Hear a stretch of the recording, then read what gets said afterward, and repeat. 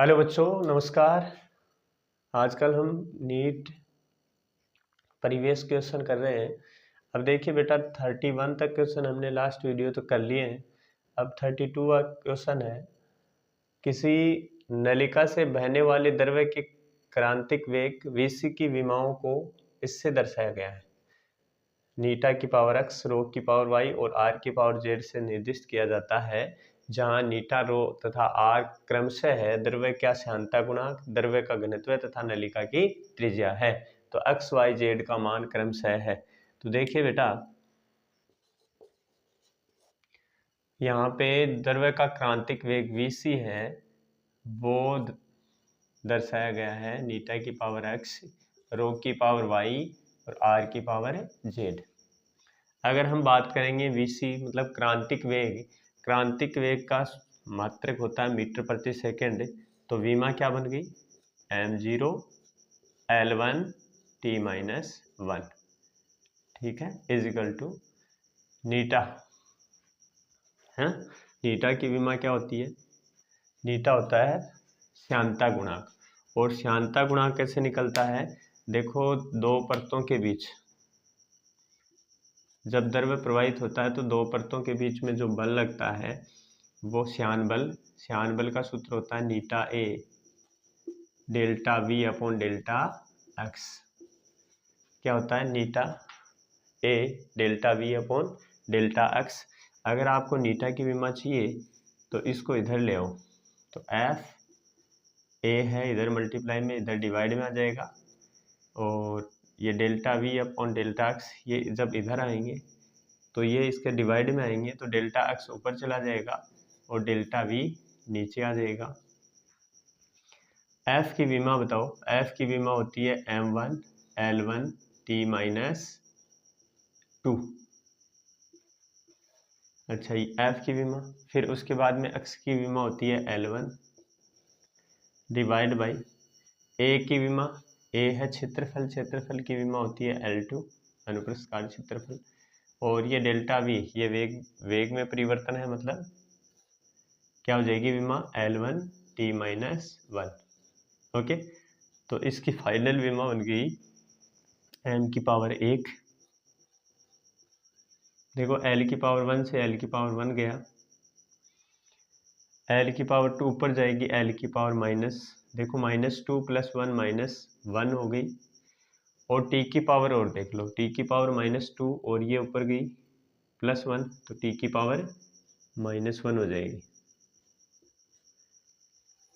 नीटा की विमा आ गई, तो ये यहाँ लिखो। नीटा की विमा क्या आई? m1 L-1 t-1 की पावर x। घनत्व द्रव्यमान बटा आयतन होता है, तो किलोग्राम पर मीटर क्यूब। तो L1 t-3 की विमा हो जाएगी y। तीसरा त्रिज्या की विमा होती है, त्रिज्या का मात्रक मीटर, तो विमा हो गई L1 की पावर z। फिर हम घातों को एक जगह लिख लेते हैं, m की पावर 0 L की पावर 1 t की पावर -1। इधर m की पावर कितनी हो गई? m की पावर 1 इंटू x, m की पावर x, यहाँ से क्या है 1 इंटू वाई प्लस वाई, और यहाँ m है नहीं। फिर l की भी मान लो -1 into x minus x, -3 into y minus का 3y, और 1 इंटू जेड प्लस का z। फिर t की विमा देखो, -1 इंटू एक्स माइनस एक्स, फिर यहाँ t है नहीं, यहाँ t है नहीं,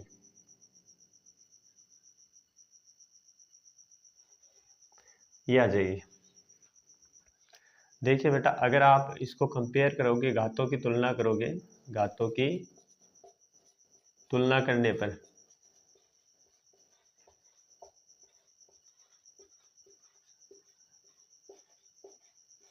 घातों की तुलना करोगे तो देखो, इधर m की पावर x प्लस वाई है और इधर m की पावर 0 है। ओके, इधर l की पावर 1 है, इधर l की पावर 1, इधर है माइनस का x माइनस का 3y प्लस का जेड और इधर कितनी है 1, तो इज इक्वल टू 1। इधर टी की पावर माइनस एक्स है, माइनस एक्स,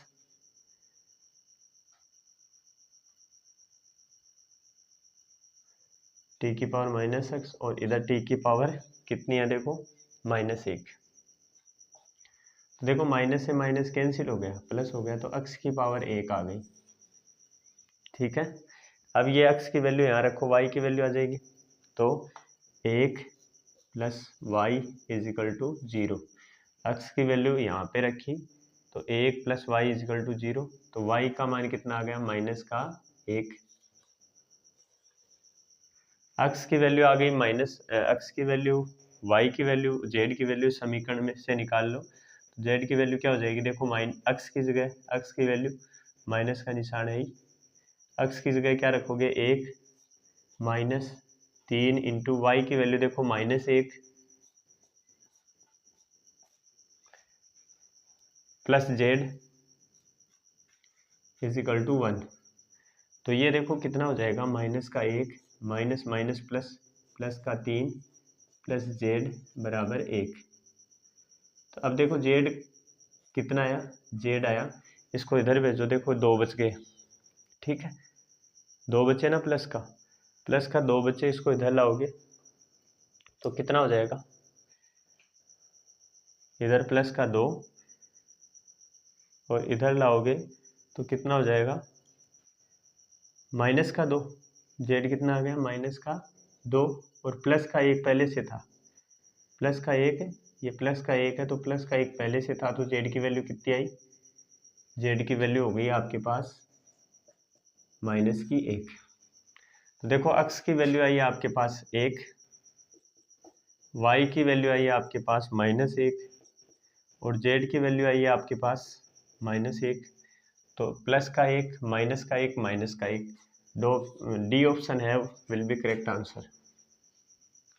क्वेश्चन नंबर 33 है, यदि बल F, वेग v तथा समय t को मूल मात्रक मान लिया जाए तो द्रव्यमान की विमाएं होंगी। नीट 2014 के अंदर क्वेश्चन आया हुआ है।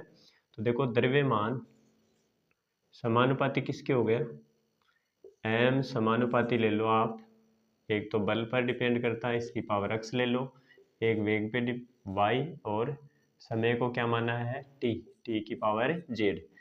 आप चाहो तो समानुपाती का निशान डाल दो, कोई नियतांक आ जाएगा, f की पावर x, v की पावर y और t की पावर z।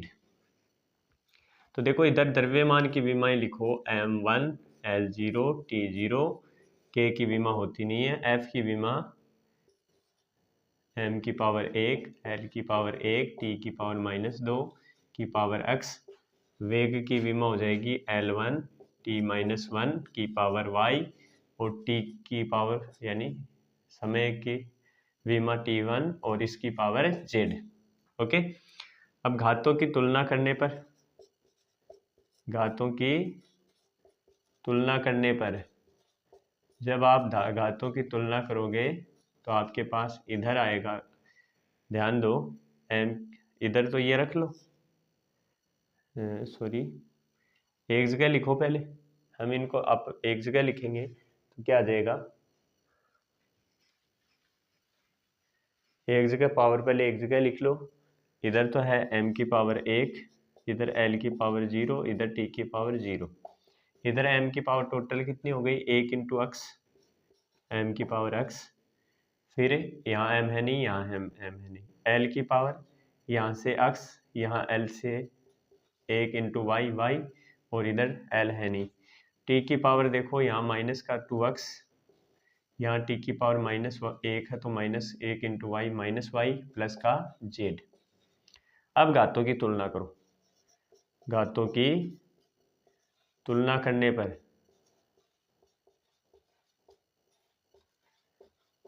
घातों की तुलना करने पर आपके पास प्राप्त होगा, ध्यान देना, इधर m की पावर 1 और इधर m की पावर x, तो x की वैल्यू आ गई 1, x तो आ ही गया अपने पास। अब इधर x प्लस वाई और इधर l की पावर 0, तो x प्लस वाई बराबर 0, x की वैल्यू 1 रखेंगे तो 1 plus y is equal to 0, तो y की वैल्यू कितनी आ गई, y इज इक्वल टू आ गया -1।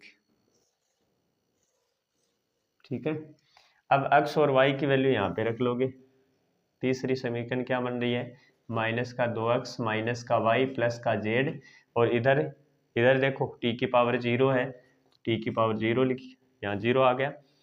तो -2 x की वैल्यू 1 है, -y की वैल्यू 1 है, वो भी -1, तो -1 + z की वैल्यू निकालनी है इज इक्वल टू 0। तो यहाँ -2 आया, माइनस माइनस प्लस 1 आया, प्लस z बराबर 0। तो z कितना आ गया बताओ, z आ गया आपके पास, z आया -1 बचा, ये इधर जाएगा +1, तो विमा क्या बन गई, m की विमा बन गई। देखो क्या लिखते नहीं है, f की पावर x की वैल्यू कितनी है, 1, तो f की पावर 1 हो जाएगी।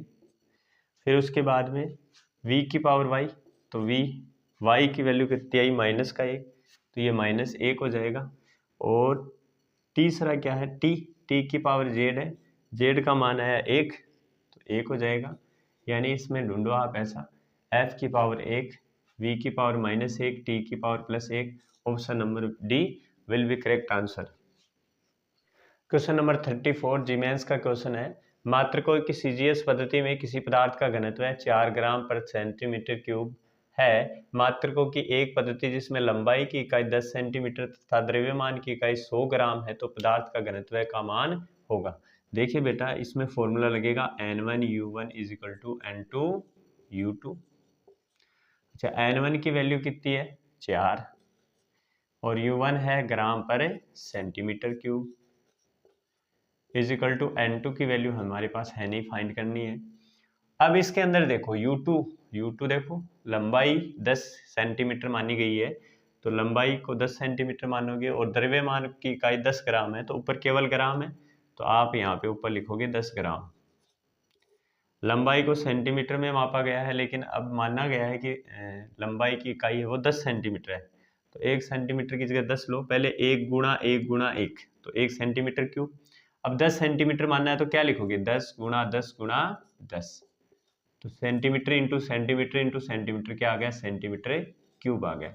देखो ग्राम से ग्राम कैंसिल, सेंटीमीटर क्यूब से सेंटीमीटर क्यूब कैंसिल, तो आपके पास आया इधर तो 4 बचा, और इधर बचा N2, और डिवाइड में बचा है ना, 1 0 से ये कट गया, तो डिवाइड में 100 बचा। ओके, देखो N1U1, तो N1 की वैल्यू है 4 ग्राम, और ग्राम अब बटा सेंटीमीटर क्यूब। N2 की वैल्यू निकालनी थी, तो N2 एज इट इज लिखा। उसके बाद में देखो द्रव्यमान की इकाई 100 ग्राम, सॉरी द्रव्यमान की इकाई कितनी है, 100 ग्राम है, तो यहाँ 100 लिखोगे, 100 ग्राम, और लंबाई की इकाई है सेंटीमीटर, तो इसका मतलब यहाँ नीचे सेंटीमीटर क्यूब आ गया, तो 10 गुणा 10 गुणा 10, 3 बार लिखेंगे। सेंटीमीटर इसके साथ सेंटीमीटर, इसके साथ सेंटीमीटर, तो 3 बार मल्टीप्लाई किया, सेंटीमीटर क्यूब बन गया। तो देखो ग्राम से ग्राम कैंसिल हो गया, सेंटीमीटर क्यूब से सेंटीमीटर क्यूब कैंसिल हो गया। अच्छा, इस जीरो से ये गया, इस जीरो से ये गया, केवल 10 बचा, तो नीचे कितना बचा, 10, ये इधर लाओगे तो N2 कितना आ जाएगा, 40। N2 की वैल्यू कितनी है, 40, तो option number C will be correct answer. Question number 35 है, समय स्मॉल टी पर एक कण का वेग v समीकरण v is equal to alpha T plus beta T plus C द्वारा दिया जाता है, जहाँ a b तथा c नियतांक है, a b तथा c की विमाएं क्रमानुसार होगी। तो देखो बेटा, इसमें विमीय समाग्रता का सिद्धांत लगेगा, इस v की विमा is equal to alpha t की विमा, और v की विमा इज इक्वल टू b बटा टी प्लस सी की विमा। ठीक है, और इसमें से मैंने आपको बताया था कि इसकी विमा बराबर इसकी विमा, क्योंकि आपस में प्लस में है। दूसरी बात, इसकी विमा जैसे सपोज करो सेकंड आ गई, इसकी विमा भी सेकंड, तो सेकंड प्लस सेकंड 2 सेकंड होगा। ठीक है, तो केवल इनमें से एक ही ली जाएगी। तो देखना, पहले v की विमा आपको अल्फा की a की विमा, यहाँ पे a b c है क्या, तो यहाँ a है, सॉरी a की A T plus B T plus C. अच्छा, तो देखो v की विमा बराबर क्या हो जाएगी, अल्फा टी की विमा। तो ध्यान देना, अल्फा की विमा निकालनी है तो टी इधर ले आओ, v अपॉन टी की विमा, और इधर आ जाएगी अल्फा की विमा। तो v की विमा होती है L1 t-1, और v की विमा होती है T1, सॉरी t की विमा होती है T1, तो ये आ गई अल्फा की विमा। तो अल्फा की विमा कितनी हो जाएगी बताओ, फाइनल विमा। ये ऊपर जाएगा, टी की पावर -1 और हो गया, -1 पहले से था, तो एल की पावर 1 टी की पावर -2, ये तो अल्फा की विमा आ गई। अच्छा, बी की विमा निकालेंगे, तो बी की विमा से पहले अपने को सी की विमा निकालनी पड़ेगी, तो टी की विमा प्लस सी की विमा। तो इसका मतलब क्या करेंगे, सी की विमा है तो सी की विमा किसके इक्वल है, सी की विमा है इज इक्वल टू टी की विमा के। टी की विमा कितनी हो जाएगी बताओ, टी की विमा हो जाएगी T1। ओके, अब तीसरा बी की विमा निकालनी है, तो इसकी विमा बराबर इस पूरे पद की विमा, है ना, बी की विमा, इसको बराबर लोगे पूरा पद कौन सा, B upon T plus C की विमा। तो v की विमा L1 t-1,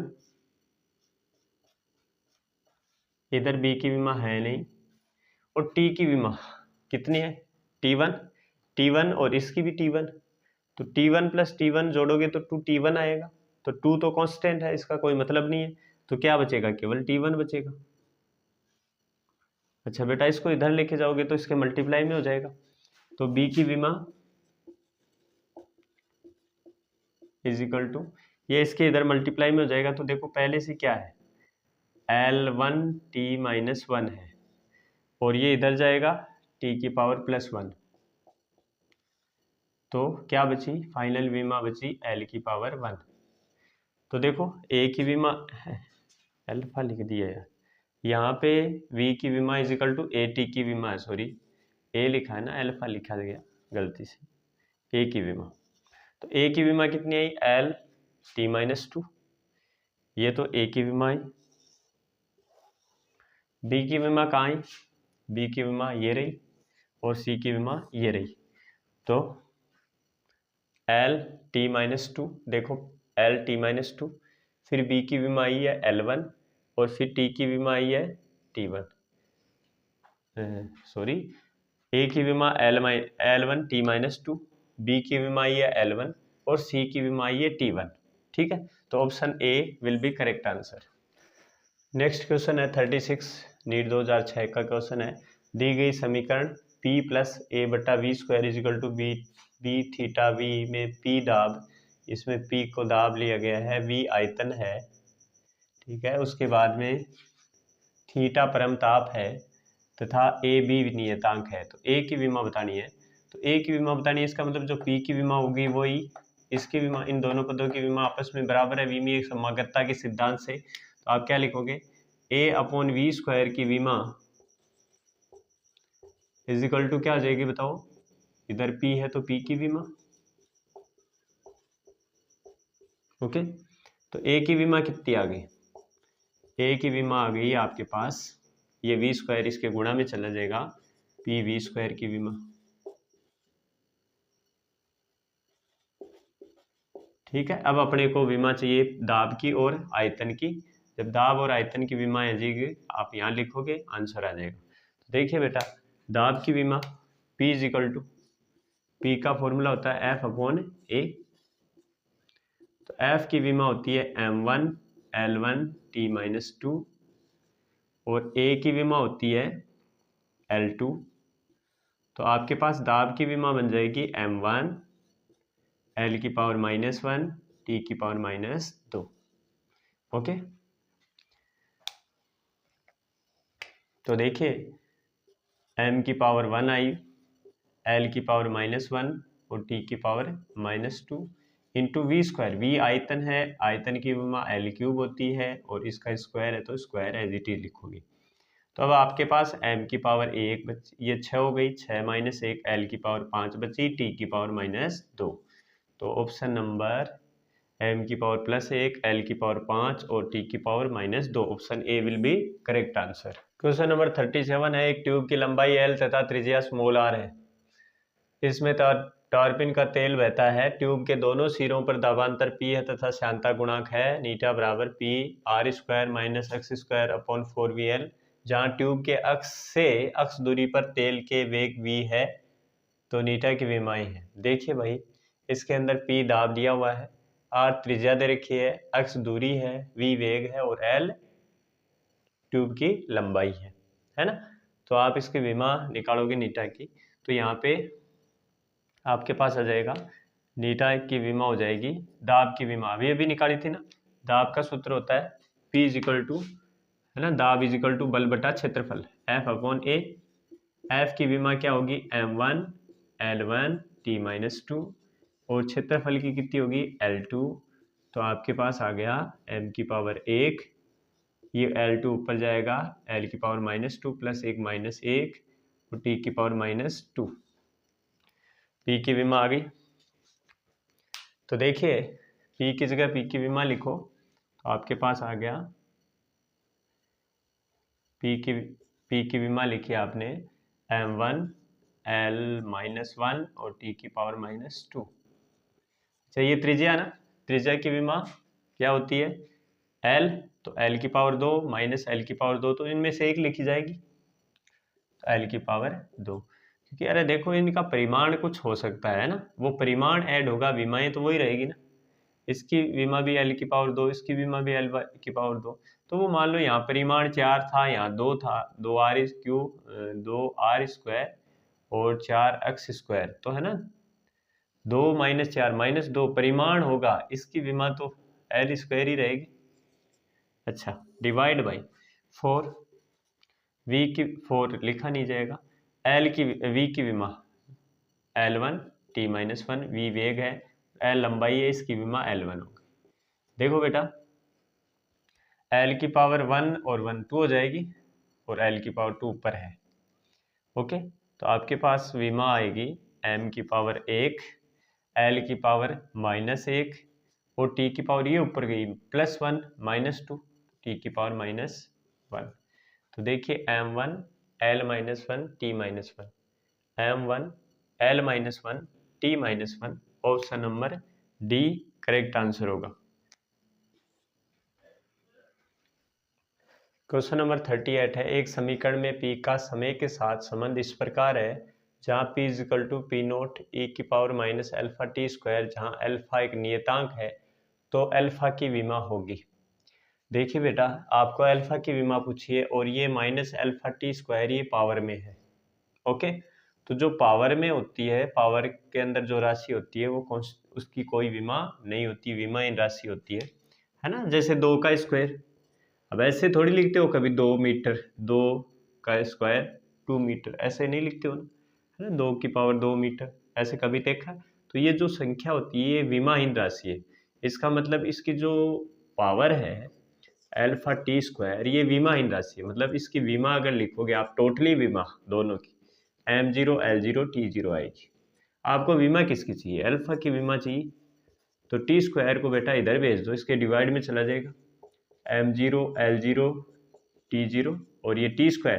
अच्छा, t समय है यहाँ पे, तो इसकी विमा हो जाएगी l की पावर 2, ये ऊपर आएगा, तो ये तो है ही m0 l0 t की पावर -2, तो t की पावर -2 हो जाएगी। B option will be correct answer. Question number 39 है, किसी स्प्रिंग से बंधे द्रव्यमान m की आवर्ती f है, जो f = m a m की पावर x k की पावर y से संबंधित है, जहां a की कोई विमा नहीं है, तब x और y की विमाओं के मान होंगे। f कितना दिया हुआ आपको, a m की पावर x k की पावर y, ठीक है। तो आवर्ती की विमा, f की विमा क्या होती है, आवर्ती होता है 1/t 1 आवर्तकाल, और आपको पता है आवर्तकाल की विमा t होती है, आवर्तकाल का मात्रक सेकंड होता है ना, तो 1/t इसकी विमा हो गई, और ये t ऊपर आएगा तो t की पावर -1, t की पावर -1। अच्छा, उसके बाद में देखो ए की विमा नहीं है, एम द्रव्यमान की विमा होती है m1 और के यहाँ पे देखो क्या है, तो स्प्रिंग बल का फॉर्मूला है ये, क्या लग रहा है, spring F is equal to minus का के एक्स होता है, स्प्रिंग बल, प्रत्यानयन बल बोलते हैं। तो अगर के की विमा चाहिए तो एफ बाई एक्स, एफ की विमा क्या होती है m1 L1 T-2 और एक्स की विमा होती है L1, तो ये कट गया आपस में, तो कितना बचा m1 L की पावर -2, तो ये के की विमा लिख देंगे। तो देखो एफ की विमा आई m की पावर 0, L की पावर 0, T की पावर -1, ए की विमा है नहीं, m की विमा आई m1 की पावर x, के की विमा आई m1 L की पावर -2 की पावर y, ठीक है। तो यहाँ पे m की power 1 into x, 1 into y, फिर L की पावर माइनस का 2y, ठीक है। घातों की तुलना कर दो दोनों तरफ, घातों की तुलना करेंगे तो इधर m की पावर x प्लस वाई और इधर m की पावर 0, इधर L की पावर माइनस का 2y और इधर L की पावर, देखो यहाँ थोड़ा सा गलत हो गया, हमने L से L कट गया, T की पावर -2 बची, क्या बची, T की पावर -2 बची। तो देखो बेटा यहाँ से थोड़ा करेक्शन करो, m1 T की पावर -2 क्या हो जाएगा, T की पावर -2, तो यहाँ पर आएगा आपके पास m की पावर कितनी आई, m की पावर 1, L की पावर है नहीं कुछ, L की पावर 0 रहेगी अब, तो T की पावर -2y आ गई, ठीक है। तो यहाँ -2y इजिकल टू आ गया -1, माइनस से माइनस कैंसिल हो गया, तो y आया 1/2, ठीक है। अब ये वैल्यू यहाँ रख देंगे, तो x प्लस y की जगह 1/2 इजिकल टू कितना आया, 0। अब इस 1/2 को इधर भेजेंगे तो x इजिकल टू माइनस का 1/2, तो आपके पास आ जाएगा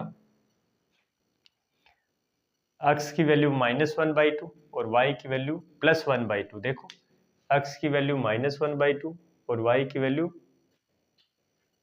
x की वैल्यू -1/2 और y की वैल्यू +1/2, तो option number D correct answer हो जाएगा। क्वेश्चन नंबर 40 है, यदि x is equal to AT plus BT square में x चली गई दूरी जो किलोमीटर में है और समय सेकंड में है तो b का मात्रक होगा। तो देखिए बेटा, इसका मात्रक और इसका मात्रक बराबर होते हैं, इसका मतलब इसका मात्रक बराबर इसका मात्रक, यानी BT स्क्वायर का मात्रक बराबर क्या हो जाएगा, x का मात्रक, ओके। तो b का मात्रक क्या आ जाएगा, ये टी स्क्वायर इसके बट्टे में भेज दो, एक्स वाई टी स्क्वायर का मात्रक, अच्छा एक्स क्या है, चली गई दूरी है, तो एक्स को लेना है किलोमीटर में, किस में लेना है, किलोमीटर में, और टी सेकंड है तो अपॉन सेकंड स्क्वायर,